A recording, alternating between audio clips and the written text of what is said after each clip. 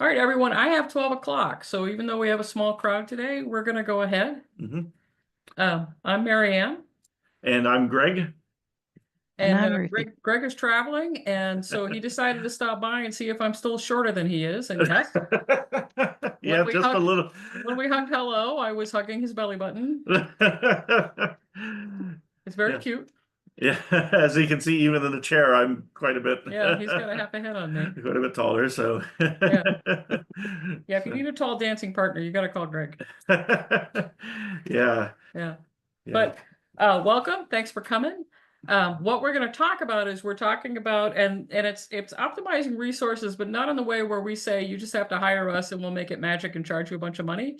It's more like I'm a big fan of Kaizen. And the way that I like to do Kaizen, Greg is a big thinker, right? He sees the whole problem and he goes, we got to move this way. And I'm a Kaizen person. I need to improve a little bit, a little bit, a little bit. And Ruthie is a strategist. So the three of us can do great things together. But what we're going to talk about today is just resetting how we do work so that when you get into your second semester of your fundraising year, it's going to go better for you, but also you'll be able to get a little more done. Okay. So let me see if I can actually move this slide. There we go. So the first thing I want to talk about, and I hope that you will unmute, raise your hand, send something in chat. And Ruthie, can I lean on you to look at the chat? I don't have two screens right now because we went to the least ugly wall in my office. I have an unfinished bookcase and a torn up couch and then my huge mess on my desk. So we don't have we don't have our second screen. And thank you. Okay. So for setup steps, let's talk about it. So the first thing to think about is how is your actual space arranged? So one of the things I liked about Ruthie is when she joined Staupell, she actually started a whole different desk than her work desk. So she has a Staupell desk and she sits at it and it's arranged for her Staupell work. And then she has a work desk. Do I still have that right? Yes. And so the thing about my desk is that when people visit and they borrow my desk, they feel awkward because my desk is set up for a left-handed person. Things I need to grab are on my left. Things I need to look at are on my right. Okay. And I need, like right now, I don't have it. And Greg's being very thoughtful about keeping his elbow out of my way, but I need elbow room. I need elbow room. You know what I mean? And so do you. So I remember the time that I said, look, I really need a left-handed cubicle, and I got a right-handed cubicle, and I was irritated the whole day. You can't, if you cannot move, you can't get things done. If you're distracted by discomfort, then you're distracted from your work. You know what I mean? Now, this whole business about clean up your neat piles, well, the reason we're not sitting at my desk is because there are a bunch of not neat piles. So I'm not setting you the right example. Do as we say, not as we do. Right. If you can pull it off, it's better, right? But oh, we have a chat. Sorry. Oh, yeah. Thanks, Sarah. It's good to see you. Sorry. But the other piece is you also want to manage any kind of things that distract you physically as well. So one of the, I listened to I think it's Freakonomics Radio. I listened to a few different financial podcasts, and one of them was somebody said, in the shortest time you possibly can, please explain communism. And this woman said capitalism is very few people own all the resources, and then everybody else has to sell their labor to receive income, right? Which means they exhaust themselves. And even Teddy Roosevelt talked about, a person should spend himself in the cause of his own needs. Well, if you're selling your resources, you're selling your labor, you want to make sure that it doesn't wear you out. 100 years ago, nobody cared, right? If you got worn out, if you caught the diseases from working in a woolen mill and died, they just assumed you were replaceable. But where we are now, there are fewer of us, especially fewer of us who have the talent to do the things that we do in our profession. So take care of your eyes, put your monitor at the right height. Have an ergonomic chair and mouse. Have your keyboard at the right height. Okay? And, when I learned typing, I did take typing class in high school. That's how old I am. I learned that I just drop my arms and drop my elbows, and that's where my keyboard belongs. And I just wave back and forth like I'm playing piano. Okay. The other piece is that, managing noise around you can be annoying, but you've got to do it one way or another. So, um, who was the guy that wrote those great adolescent books, The Bumblebee Flies Anyway? James Cormier. Yes. Yeah, Yes. thank you. Yeah. He worked in a newsroom for a local newspaper. I worked for the same newspaper years later, and he he could do that. He could focus in a noisy newsroom. Not all of us are capable of that. When I was at Carnegie Mellon, we bought everybody headsets. Okay. And then water, always water. Abraham Hicks says, if I could tell you anything to do, drink more water. Okay. Yeah. And a lot of this is kind of incremental help that, there's a rugby coach some years ago who said, if we do a whole bunch of things 1% better, we will have a big improvement. And that's kind of what this is too. Yeah. Yeah. Okay. So the other piece is know thyself. I had fun finding this graphic. I don't know what this woman's contemplating, but it's probably not the colors behind her. All right. But the thing is that I learned this from Ariana Blossom. She is a business coach, right? She said, you've got to figure out what your time of day is your most creative time, right? Because if you figure out what time of day is your most creative time, that's the time that you should be creating. And what do you focus better before or after exercise? So I exercise in the morning now because my metabolism's up, my focus is up, I even see better. You know what I mean? Because my body's awake and alert and ready. So I don't do it after work. All right. The other thing the sin I used to commit was overcarving at lunch. You never did that, right? I always did that. Yeah. You overcarb at lunch, and what happens is you crash in the afternoon. Okay. So especially in the United States, if you're joining us from the United States, you go to a restaurant, they're going to overfeed you. And I actually, when I had a friend who was a nutritionist, she would look at my plate, she would look at her plate, she would ask for the takeaway things right away, put half of our food in the takeaway things, set those aside, and then it's what you see is what you eat. That the mindless eating book, right? What you see is what you eat. She planned it before we jumped in. Okay. All right. And if you lose energy in the afternoon, you got bananas, you got some beef broth, you got stuff, right? Not sugar. And then what time of day are you tired or irritable? I am tired and irritable between 2 and 4 p.m. And then at 4 p.m. suddenly I kick in again and I start doing creative stuff. So between 2 and 4 p.m., guess what I do? I do my accounting work. I do my books. Boy, how do I hate that crap? The only thing I hate worse than doing my books is dishes. Okay. Oh, and somebody's trying to sell me something. That's great. I'm going to shut off my ringer. Sorry.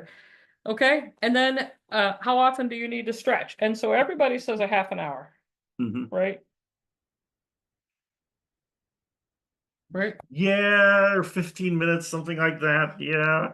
Depends on what you're doing after Oh, that's true. stretching. Yeah, that's true. When I'm knitting, I have to stretch a little bit more often because I'm really stressing my hands. Okay.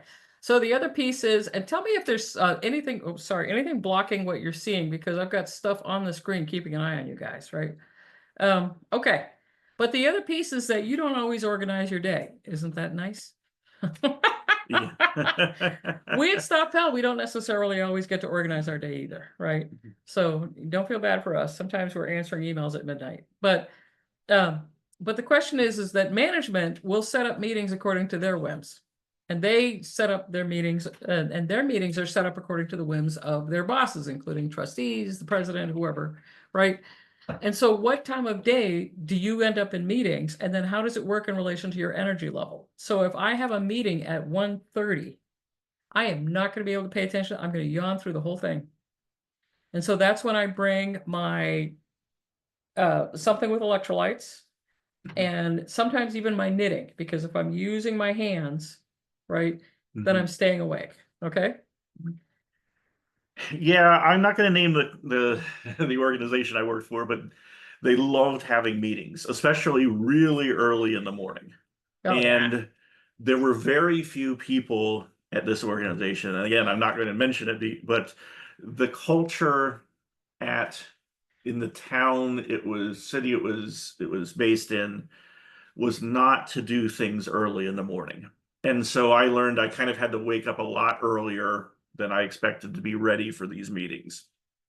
So, sometimes you do have to slightly change your behavior to kind of fit the organizational culture, but it's the equivalent of the saying, don't vary your living, vary the things you do in your life. So so I mean I've extrapolated it from a don't vary your poker, you don't vary your poker, vary your style against your opponents. Oh yeah, So that's right. Yeah. kind of Yeah. like keep At some you point the game changes. Yeah. yeah, keep the things that work for you, but vary based on what other people are doing. Um yeah. Yeah. Now, the other thing is you've got to know in your organization if you have like we work in nonprofits and there's a lot of passive aggressiveness that gets to linger for a long time, right? So one of the things is, oh, but I gave her that work. She had it. I don't know why she didn't get it done on time. And the answer is because you gave it to her on Friday night at 8 p.m. and then on Monday morning at 8 a.m. she had a report on it, right? And didn't know. So one of your questions is, do you get a lot of work dumped on you on Friday afternoon? Because I've had lots of bosses, and I actually do this to Greg and Ruthie, where it's like, it's Friday, I want to clean up my desk, I want to call my weekend good. Oh, I gotta, right? If I can get it in my outbox, I can put it in somebody else's inbox, right? But the thing is, by the way, I get a consequence for that because then I have to talk to them on Saturday about it. So that's something to keep an eye on. And then how long are your deadlines? Like I have had people say to me, we're having an event and there's several, VIPs coming. They're not in the database, but there's 120 of them. And I need event bios on each of them for the president by 3 o'clock, please and thank you. And I wrote back and saying, we don't do event bios anymore. And so this person had to go to my boss, make me do it, right? So you've got to know how long your deadlines are because that comes back to and then how do you communicate, right? Is if you communicate in writing, you've got documentation. If you communicate verbally, you have to waste time going to somebody's office or getting on the phone or standing in like being in a meeting or you know what I mean? So that begs the question, do your lunches get screwed up? And that's why I have that last bullet, right? Your lunches never get screwed up, do they?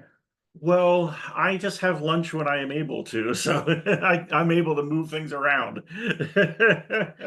I'm pretty disciplined about my lunches because I have to eat 4 times a day to take care of my health. Um, so even I have even sat with clients and said, and clients that are comfortable enough with us, like we've built our trust level, and I've said, "Do you mind if I eat while we talk?" And so I lean off the screen, come back, talk. But if somebody's making you have lunch meetings, bring your lunch. And if somebody's making you have lunch meetings just because they need to bring you to the table of punishment, bring a stinky lunch. Just saying. It just like Okay. like the durian pastries I had yesterday. Yes. Fish will do. I had a boss who was screaming one day because I brought fish for my lunch and she was meeting with somebody and she was so embarrassed by the smell. But I'm like, you won't let me go have lunch, All right, I'm going to teach you how to be passive aggressive, which is probably not a good idea. All right, so let's talk about reduce, reuse, recycle, because that's also about optimizing your work, okay?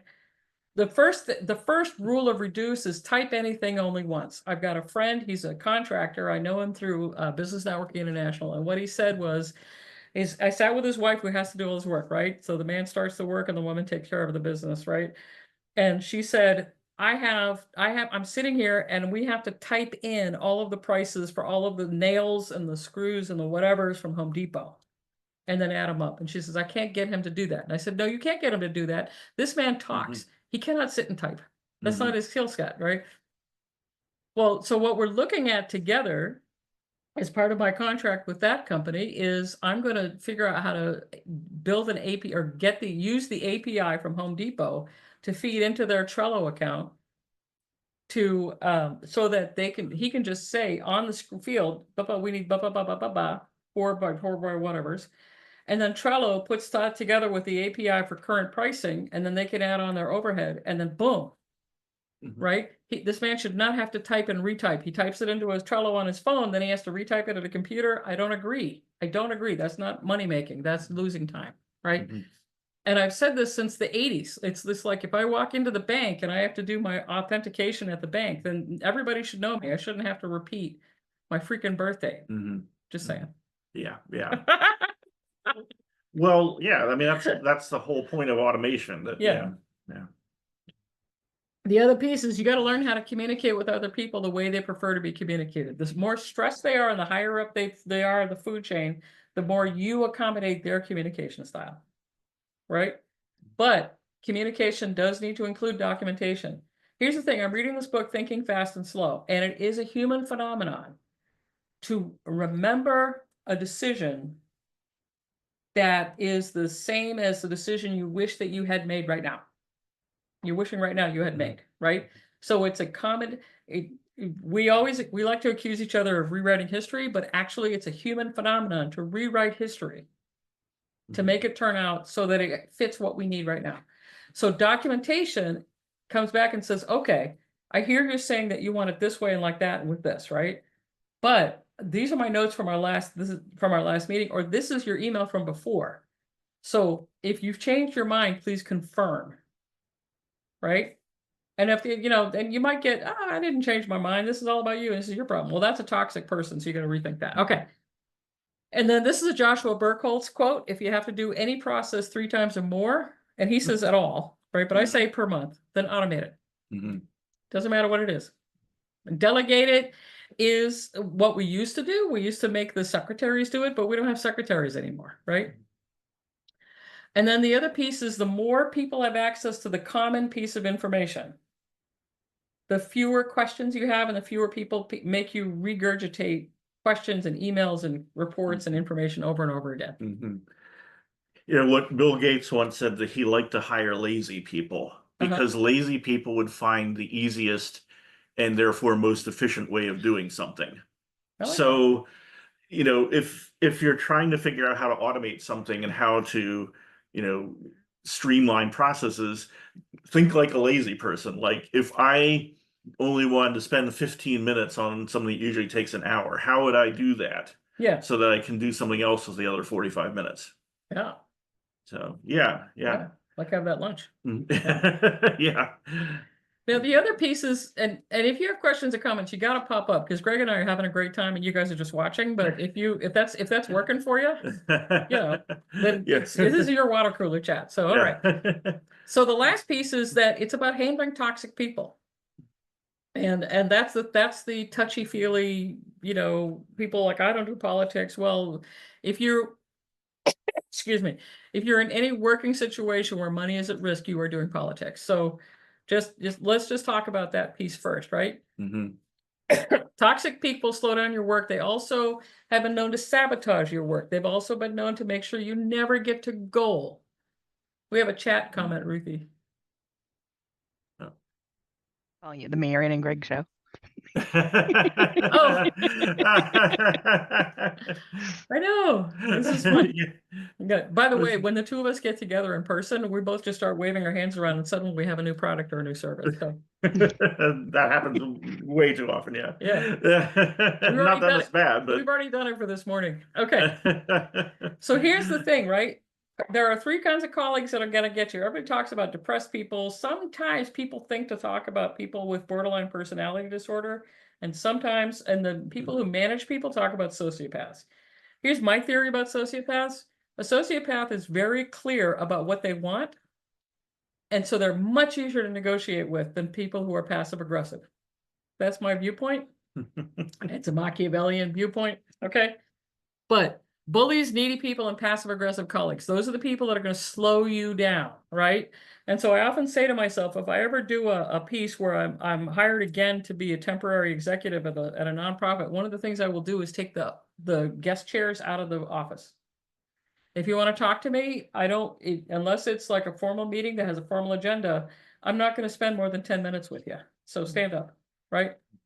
And let's see if it works. Because people will come in, sit down, help themselves to my attention. And I'd be like, do you know that I have this deadline that you gave me? All right. So one of my favorite stories about bullies, there was this bully that I worked with years ago, 20 years ago. And he loved to treat women like garbage because he was an early baby boomer, or he was a World War II guy. I think he was Vietnam era, actually. Anyway, so we go to the golf court club to do our annual retreat. We come in and he makes a rude comment to the 60-year-old waitress. And she smiles at him and she goes, and you will be served last. Now, here's how I won. First of all, I won because he got a consequence for the behavior he exhibited at me all the time. But the second way I won is that I got served first. Because he got served last.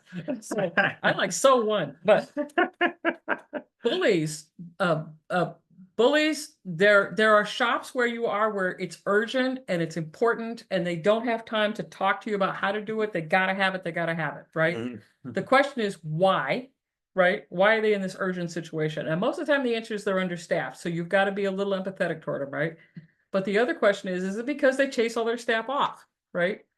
If you ever read the book Games Mother Never Taught You, you'll read about how bullies work. And one of the things is if you see a department and there's a lot of openings in the department, why? Right? Mm-hmm. So bullies, one of the things you've got to figure out how to make their behavior public, which is why I loved watching Game of Thrones. Right? Right? You've got to start telling on them, not just telling on them like, just to tell on them, but you copy the boss. Mm-hmm. As I said last week, this is the policy. And because there are so many of you, we have to meet this policy. We cannot provide butler style privilege services to you, right? Yeah, I was going to say that my experience with bullies often is that they put a lot onto you because if you have a lot on your plate and you fail, then that's not their problem. Right. It's your problem now. Yeah. That's and the whole thing about I dumped that on your desk last night, but I'm telling your boss I gave it to him. Right. Yeah. Right. No, I gave it to him. He has it. Yeah, it's a way of shifting blame. Yeah. Now, needy people are time suckers. Okay. I am a good listener. And so let me tell you, all the needy people within a 1-mile radius of me just show up in my face and start talking to me about their personal needs and lots of TMI. And it just makes me nuts. Okay. One of the ways to handle needy people is even if you work in a cubicle and you come up and you go, Ruthie, you got to stand up and head toward them to let them know that you're on your way to someplace urgent. Okay. This is how busy bosses have handled me when I walked into their office and said, I need to set a limit with you. They would stand right up. I got to go to a meeting. And it's like, so they couldn't hear me. That's one of the effective ways. All right. When they say, well, you didn't understand, you can say, okay, why don't you send me an email that clarifies it so I have it? Because that makes the response, just like Greg was saying, the responsibility lands with them. Mm-hmm. You didn't make sense to me, or you didn't understand, or you didn't clarify for me. I can play that game all day. It sometimes feels like being in the back of a car with a guy who's going, why? Why? You're a kid, mostly a kid. Yeah. Why is this? Why is that? Yeah. Dealt with that with my stepson for years. Yeah. All right. And then, by the way, people say, well, I can't ask Sally because she's so mean to me. The answer is go to HR and get coaching on how to talk to Sally, or go talk to Sally's boss. I am neither of those people. And I've actually done that at my spinning guild. I did that once. This woman, she had a way of finding the nice people and saying, come here, I got to talk to you. And I can't talk to you next to this person because she's and then she called them a name, right? And so she pulled that on me and she goes, now I can't talk to Anne because Anne is someone I respect incredibly, right? And I'm like, no. And she's right in the middle of the room. So all the hand spinners stop. Sorry, we're a bunch of peace-loving folks singing, patches on our jeans hand spinners, and we stop and stare at me. And I just crossed my arms and she said, Anne's not being nice to me. And I said, I said, that's Anne over there. You go talk to Anne about your stuff with Anne. Woo! I said the other word in real life, right? And Anne smiled and nodded because Anne was a teacher. She knew how that went, right? Passive aggressive people. You got to document them. Don't find anything. And if, I saw a video or a management video that said, this guy's like, well, I guess you just can't take a joke. And the person who was showing us showing us how to do that, how to handle that, said, no, I don't, not from you. Right? It's not funny. And then the other thing is, what do you mean by that? Yeah. By the way, I had you I was want gonna say I can handle a joke if it's funny. yes. Be Oh, passive aggressive oh back God, no, no, sometimes. no, no. That's my HR file charges against you for that crap. I had an HR guy, and I would sit there and I would talk about the stress I was having with my boss, and he would just repeat the last word that came out of my mouth and then stare at me. Later, I found out that's a CIA technique to get me to talk more so that he could find something to come after me about instead of having to actually do his job and stand up to the bully, right? So that's passive aggressive. And so what, well, I just don't think that people just, some people, what do you mean? Well, they just, who's they? Right? Just make them say it. Make them say it. And if they don't say it, you say, look, I don't understand what you're talking about, I understand where you're going, but please gather your thoughts and get an email to me. Because now it's in writing, right? Oh, and by the way, if you haven't read Ask a Manager before, definitely do. There's so much good advice in there. Oh, yeah. The person who runs it, Allison Green, has really seen everything, so she's very good at dealing with issues. Hey, yeah, and the links that I have up here in this slide are probably giving you much better advice than I'm giving you. I'm giving you advice based on my jaded experience. So chances like Harvard Business Review, I trust them to know what they're doing. I think a couple of Harvard Business Reviews, you got to have a what is it? Service. You got to have a subscription. So see if you can get it through your school library or you have resources available. Yeah. Can I click this or not? Okay, my computer really wants this slide and it's being passive aggressive. Okay. Is that the right one? Okay. Ask it what do you mean? Yeah. What do you mean? What do you mean I can't do this? Yeah. All right. So codebook for common tasks. This is an Excel sheet that I just sort of made up for you. And here's the thing. If I need to go to iWave, here it is. If I need, and now why would I do this? Well, the answer is if I have a list of 300 things at the top, I just Control F, find iWave. And then it goes, boom, here's your iWave. I click on that link and everything magically clicks open. Do you need to stretch? Yeah, oh, I'm just Take stretching because of my fall recently. Yeah. See, Greg is setting us an example of taking care of your body when you're in the middle of a webinar. Yeah. And then if you already on the stuff that goes down, corporations and execs and all that, that's I borrowed that from David Lamb's website. I just said David Lamb has a list of links, so I just copied those, right? If you're familiar enough, like if I just said guru, I would have guru focus and I would have all the other guru things. Okay. Now, why would I do this? Because I don't, it bookmarks on my bookmark bar, and there's only so many I can handle. And because I get involved in so many different things, I've got bookmarks on how to make donuts, how to do Python, how to read XML files. What's the other one? Finance stuff, Bitcoin and NFTs. I mean, I have way too many bookmarks, right? So if I'm clicking, it's 3 clicks to do a bookmark. If this is open on my second screen, if you don't have a second screen, ask for a second screen. If this is open on my second screen, I'm just doing boom, boom, boom, boom. Right. That Yeah. I'm actually one of those rare people that only uses one screen, but I have a giant screen that you can it's almost the size of 2 screens, so I can like have two different windows open.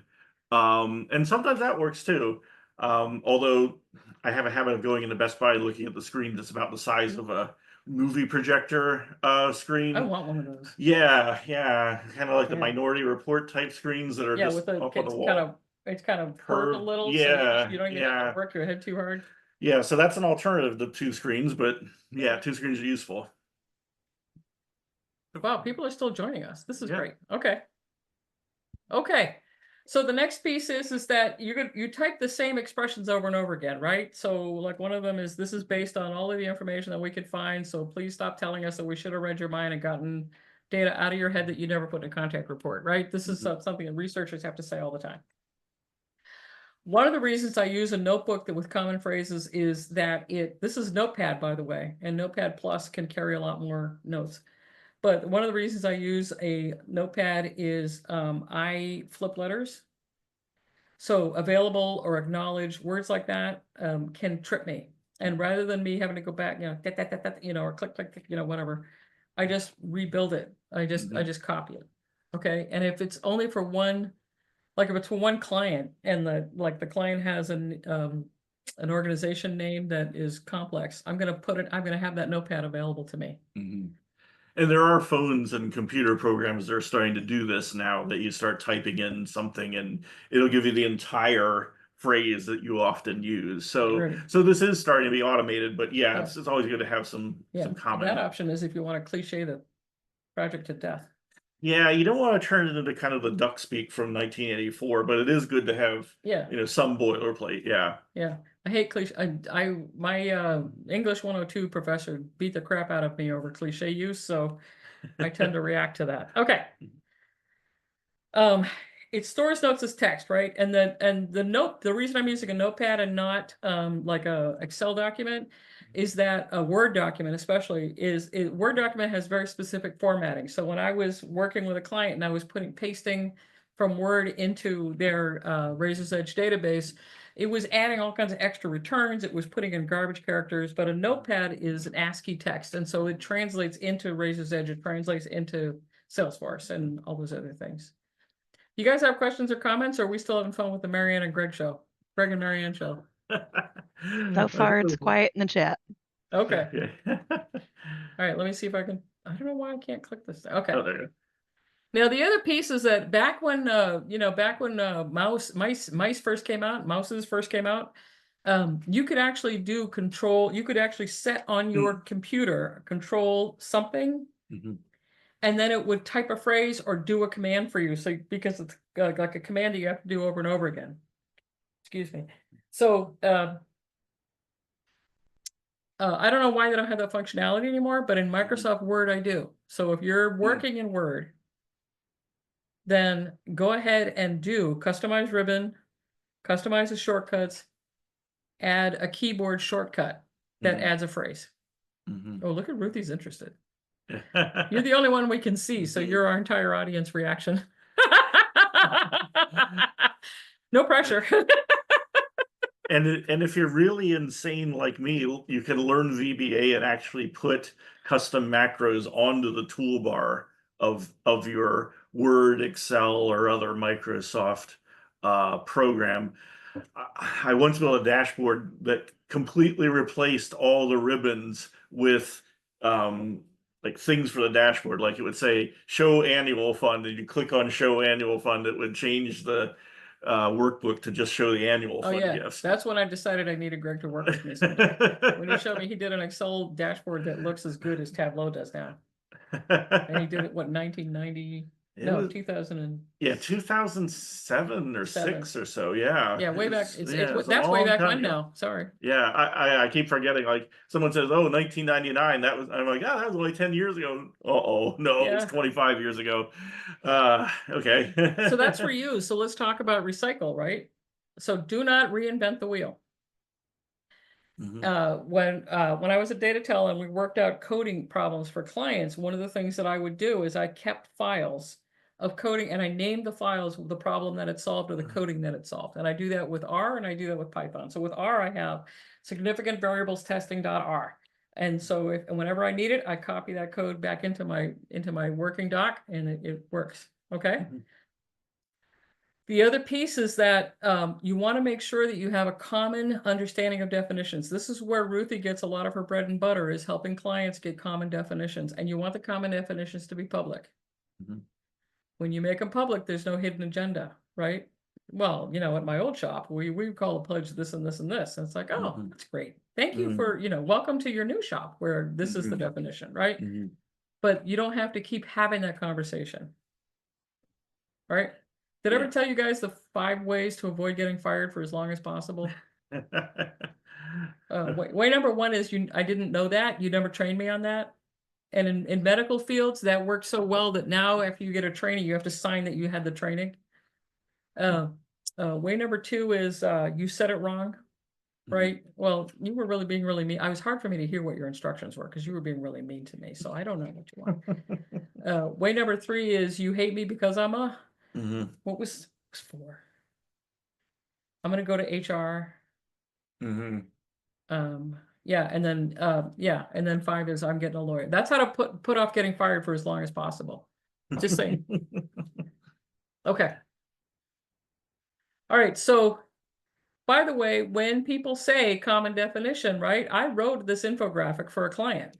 Like what ratings look like at NXT, what ratings look like in an FPM. I think I've talked in this course about the client who said to me, Marianne, this prospect does not have a $10 million capacity. And I said, oh, that's an internal rating. Sorry, well screening results, right? That, you know, and I would say because that's FPM, that's the Blackbaud's new, it's the rear dashboard, Yeah. whatever they call it now, prospect Oh, manager. yes, prospect- man. Anyway, Yeah. yeah, and I said, that's right, because what that's identifying is assets. It says 10 million in assets. And so here's your infographic again. Here's your infographic again. Now, remember that if you're in a spot, in a shop where everyone is so stressed that they don't even have time to look up an infographic, you are going to tell them over and over again, here's the infographic again, right? The other piece about bullies and the other piece about people who are don't want to be responsible the way that Greg was describing them is that you hand the problem back to them and you keep doing it until it's harder for them to push you than it is for them to just do it themselves. They will find someone else. And, you know, God pity the other person, but it doesn't change that you need to help them grasp that this behavior doesn't work. Okay. And then, you know, telling them to management. Okay. How you guys doing? I'm going through these slides pretty fast. Does anybody want to talk about any, oh, this touchy feelings. Anybody want to talk about any situations where you figured out that you just needed to repeat words or you had to get a doc together? I even did little videos at Cornell on, you know, how to look up how to turn in an address change and stuff like that. You know, first feedback I got was my video was 45 minutes long, so we had to chunk it all out. But yeah. Yeah, I was actually going to say the whole stand in someone's office thing. I had to do that a lot when I worked at Oxford. Oxford is a very stuffy place. Yeah. And things get done through networking, essentially. Yeah. So if I needed something done and I had already called the place more than once and not gotten it done, the next thing I did was actually go to the office and stand there until it got done. I mean, it was I've done that. Yeah, it was obviously didn't make me popular in some places, but at least I was able to get things done for my boss. So Greg is a pain in our neck, but he gets stuff done. Yeah. Actually, I've done that to you. Yeah, I think so. Yeah, poor Greg, he's like, ugh, I've had a really long, hard day. I'm gonna think about that tonight. And I'll be like, can we just talk through it right now? Yeah. And he's so polite, he did not hang up on me. So, or stuck with it. Recently you had me, you know, there was something that happened on Friday. Yeah. And obviously the client isn't going to get it done until Monday, you know, isn't going to be able to look what I've done until Monday. Yeah. But she said, do it tonight so that I would not fall asleep and then not do it during the weekend. So I did it and it's like, okay, now it's done. I don't have to worry about it. He had his weekend back. Yeah, I had my weekend back. So yeah, sometimes you do have to kind of push nervous people like me to do things, so that they can not be nervous. Yeah. Yeah. Oh yeah. My CrossFit coach does that to me all the time. Come on, Marianne, get back up. Yeah. Well, that's not a metaphor I want to use for you guys. So, but does anybody want to share any stories that are safe for you to share? Because yes, this is being recorded. Or ask any questions or. I can share stuff. Okay. So I worked with an organization at one point, and their organizational culture was come to work early and stay late every day. And there were, and sometimes work through lunch. Yeah. And it didn't allow a lot of space for things like doctor appointments or eating lunch, or if you need to go because you have like a CrossFit class or something afterwards that you want to go to for your personal stuff. Yeah. And there was literally no way to change the culture. It wasn't like one person was driving that. The whole organization seemed to be on board with this nonsense. So there's just that moment where you have to decide, is this for me or not? And I decided not. Yeah. And ended up leaving. But there's also no way to know that going in. So it was one of those devil you know, devil you don't know situations where it all looked good and shiny from the outside. Then once you get there, you're like, oh dear Lord. And I'm assuming other people on the call probably would experience something similar at certain point. It's always hard to ask those questions in interviews because you only have a limited number of questions you can really ask an organization. The only advice I would give with that is just kind of watch people work when you're doing an interview. Or I once interviewed for a place where it was very obvious as I had my series of interviews with the team that they all hated each other. I was talking to one interviewer and another person came into the room with some work, and you could tell the temperature dropped, and he was just like, okay, thank you. And then he turned to me and started talking as he did before, but I'm like, whoa, that's not a good sign. Yeah. I remember getting home and calling my then wife and saying, I'm not taking this job. And they were going to offer it to me, and I was like, I'm not taking it. So yeah. Yeah. Mhm. There's a, what is it? I don't know if all y'all know the song Hollaback Girl, but every once in a while I'd be like in a situation going, this stuff is bananas. BANANAS. So, but I agree. I agree with Greg. It's like you want to watch how the people react to the person who's interviewing you. Also, you want to watch and see if you're being introduced to everybody. So I interviewed for a job where I was offered the job before I met the staff. And, you're like, well, you want me to manage these people and you don't even want me to meet them? The other cautionary tale I have is it's happened to me more than once where everybody who interviewed me, all the 8 people who had to interview me so they could have some say or pretend that they were spending their day doing productive, I don't know what, asked me, have you ever fired anybody? And by the 6th person, I just wanted to say, do you have somebody you need to fire and you just need to bring somebody in to do it, and then you'll get rid of me, right? That's where we're going with this, right? Because I have been used as a cleanup artist. That's one of the skills that I have.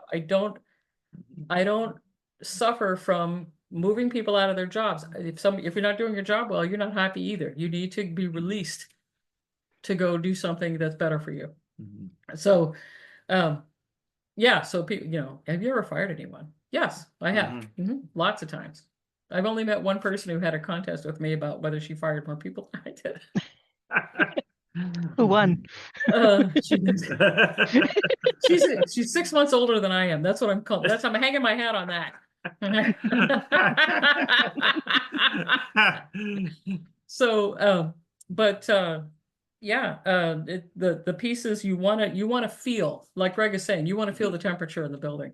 And if people are like, hi, Sally, and they're all nervous and afraid, you don't want to work for Sally unless you thrive on that. The description you gave, Ruthie, is like on TV. They have all these lawyer shows. They dig that. That's what they want. They want it, and there was in the early days of Apple, there was a t-shirt. It's like 96 hours a week and loving it. If that's not what you want, then don't be in a job that wants that. Yeah, exactly. Yeah. Now the other problem is you hire onto the job, you like your boss, everything's cool, the culture is great, and then you get a new boss. It's like, oh, Marianne takes punishment easily. Let's give her this one, right? That's hard. Yeah. Anybody else do you guys still enjoying the Greg and Marianne? And now it's the Ruthie show. It's a variety show now. How's everybody doing?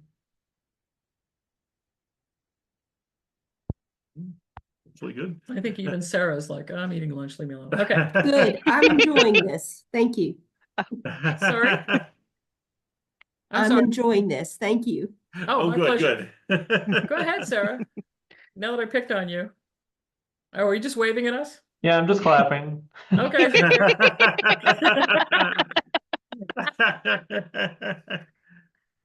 All right. Thank you for clapping. Okay. So impactful planning. Now let's talk about the thing that you thought this webinar was about. Okay.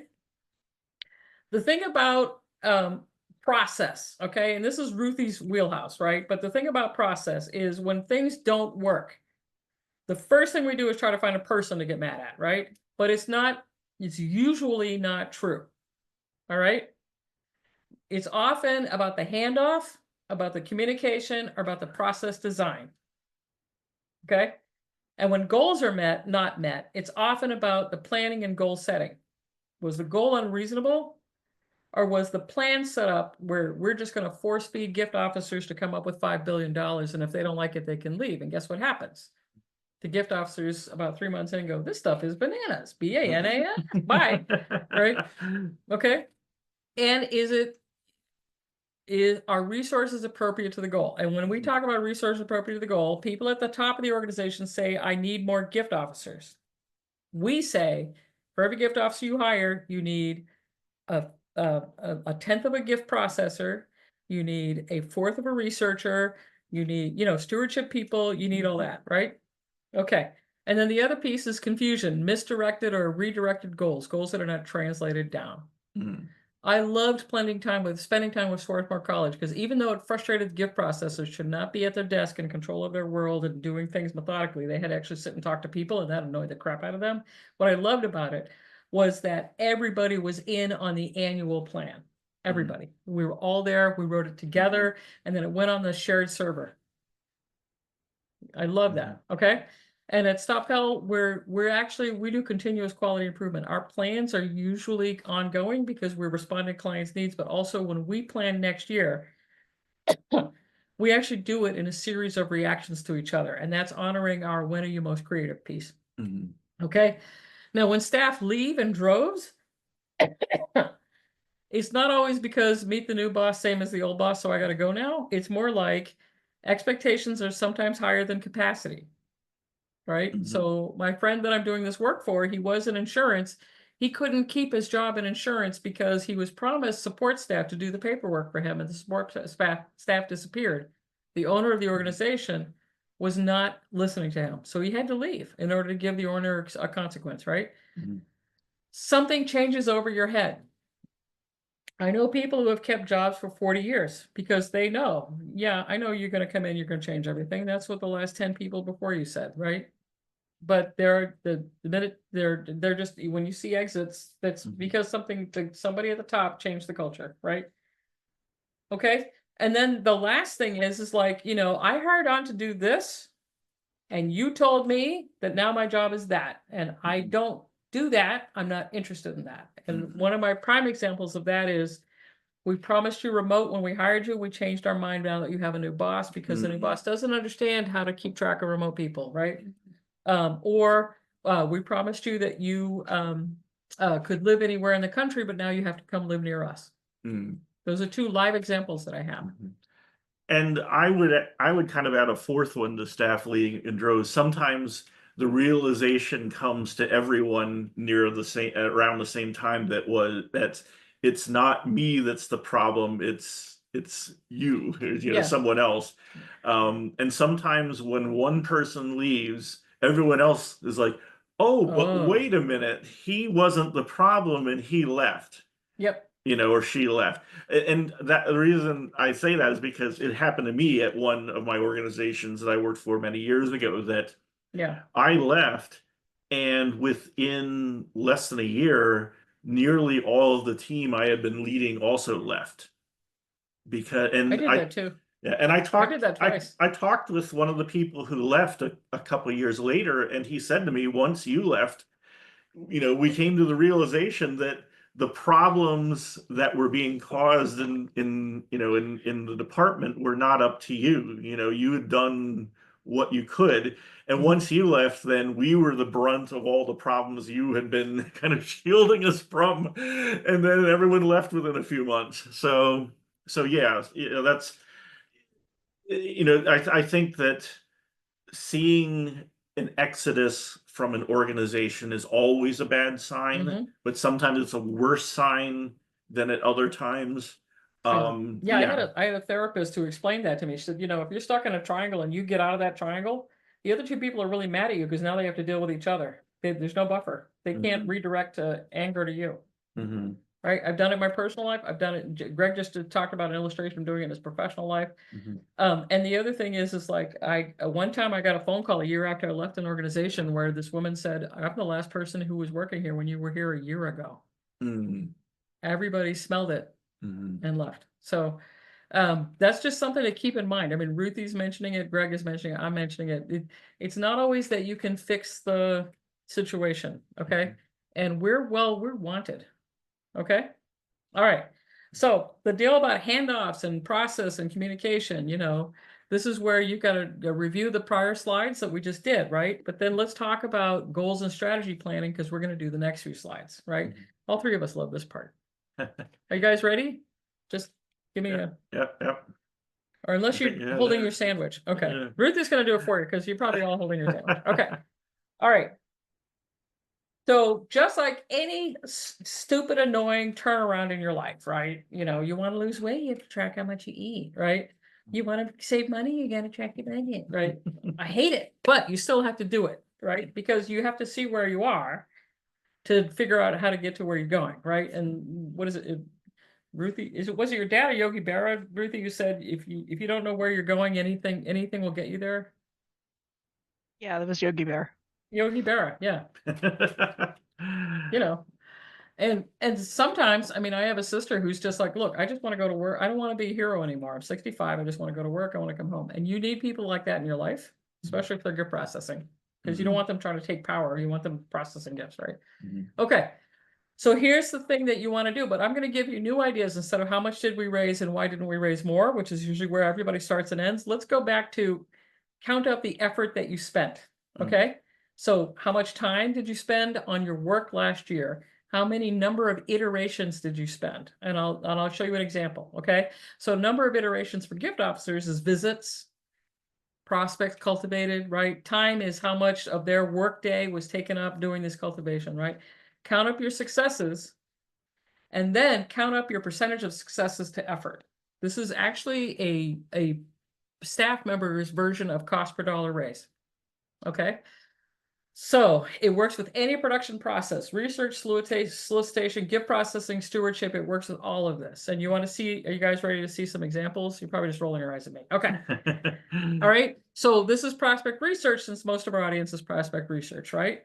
So we completed this many profiles. By the way, these many profiles, and notice I made it red, were requested more than once, right? Now, this next bar is cultivated after the profile work was done. What if we split this bar, this red bar, and this top bar by the prospects who were cultivated? So we had two colors in the middle. The bar was split by how many, how many prospects were actually cultivated, right? I'm getting all excited.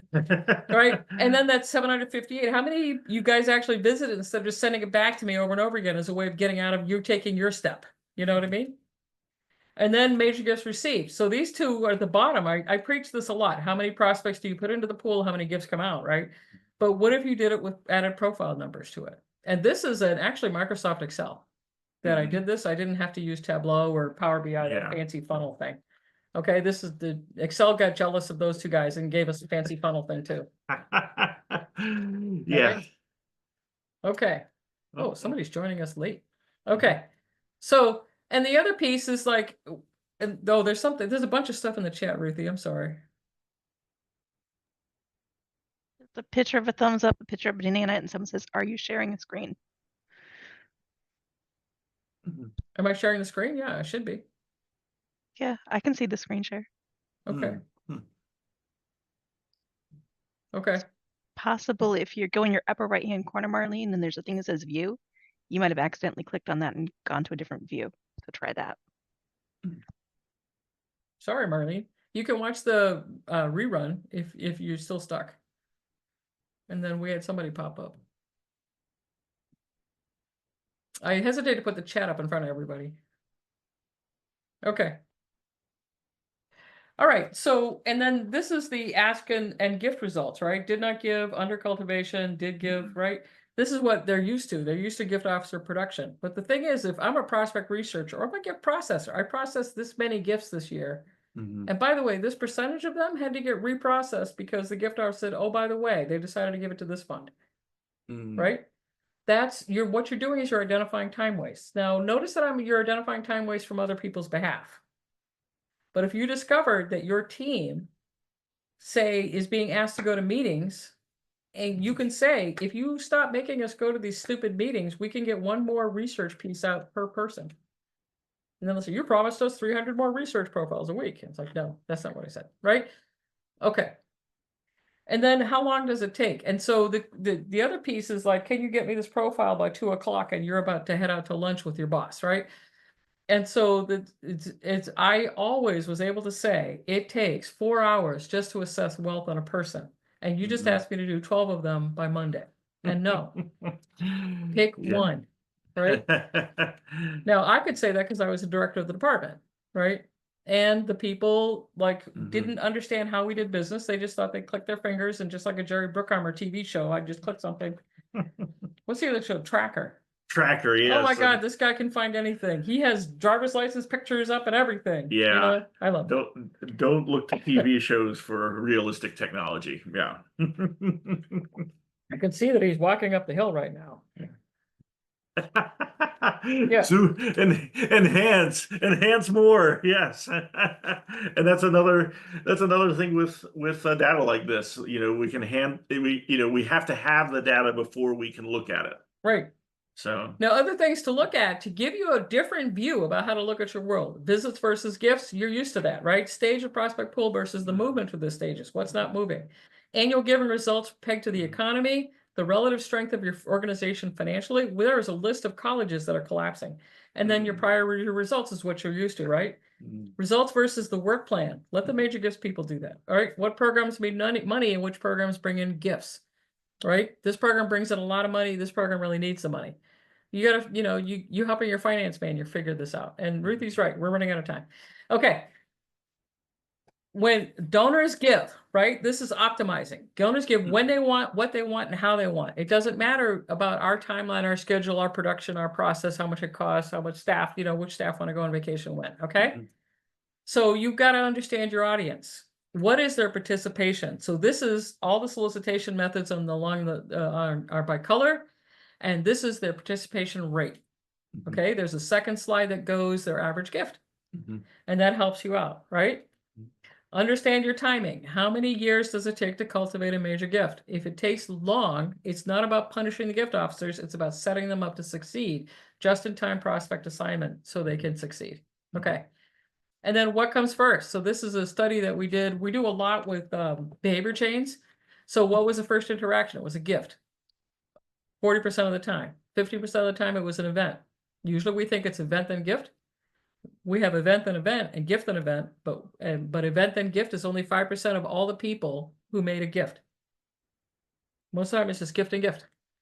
Does that make sense? Thank you, Ruthie. And this is Greg's optimizer. So if you want Greg to tell you how to get the biggest bang for your direct marketing buck, he's your man. You know what I mean? Because he did the study. yeah, I remember doing this. Yeah. Essentially, you are this is a way of meeting the donors where they are, and identifying which segments actually like to get email. People have this habit of saying, well, email is free. Well, it's technically not. You have to put the email together. If you're sending through, a service, then you have to pay Constant Contact or whoever mailing service. So this was a way of essentially saying, okay, these are the emails you actually need to send. Yeah. And we used to, in the 80s, we used to say hammer them with everything and they'll pick the one they want. But that doesn't work because there's exhaustion at some point. Now, this is an actual forecast that I made based on all the strategy work that I did to set a fundraising goal, a campaign goal for a client. You can do this. You can say, based on what we see, based on analytics, but you can also do it this way, based on Monte Carlo. This is also Greg's thing, right? So this is a live client data. And, I said in 2021, you're going to raise $5.5 million. I don't know if they did. I think they had staff changes. Okay. So let's wrap up because I'm over talking. Okay. The issue isn't always obvious. Look for process first, handoff, and communication. All right. Ask leadership what they want. And this gets you to the culture question, but also gets you, how do I communicate with you? Right. Then the last piece is how to inform leadership that you're giving them what they want and what is considered success in your job. All right. Let the machine do the work. Let other people do their own jobs. Be transparent. Use data-driven, not need-driven strategy. Find the lowest touch process. That's Greg's thing about the lazy people. And speed doesn't always come from working faster. Looking frantic is no longer an effective way of telling your boss that you're working hard because they see your metrics. Yeah. Okay. And if you're like, how do I get some of these skills? Of course, I'm going to try to sell you some stuff. Yep. And if you have a lot of in our Power BI series too. Oh yeah, our Power BI series. Oh yeah, do that. Yeah, we like that one. Because that way you can show off your work a lot better. Yep. Yeah. So you'll see this on the thing. And then what else do y'all want to talk about? Ruthie, I know you gotta go. Thank you. Thanks, Ruthie. All right. I'm gonna pull up the chat. Oh, somebody sent us a link to something. Oh yeah. Oh, it's Ask a Manager. Oh, thank you. Yes, thanks, Rizzy. Nope, she's gone. All right. So, okay. Yeah. Okay. Well, thanks, So what Ruben. else Thanks, do you want to thanks, talk about? everyone. Well, Greg and I are giving each other grief. Well, I guess everyone's. You want to go? All right. Yep. I don't blame you. Yep. We haven't had lunch yet. And it's a holiday season, so yes, I totally understand. All right, bye everybody. Thanks for coming, and watch the replay if you didn't get to see it all, Marlene. She left. All right, thanks, Mackenzie. Sarah. Thanks, Lois. Thank you. Thanks, Mackenzie. Bye-bye. All right, bye-bye. Lois, if you're paying attention to your screen, we're gonna hang up on you. Whoops. Whoops.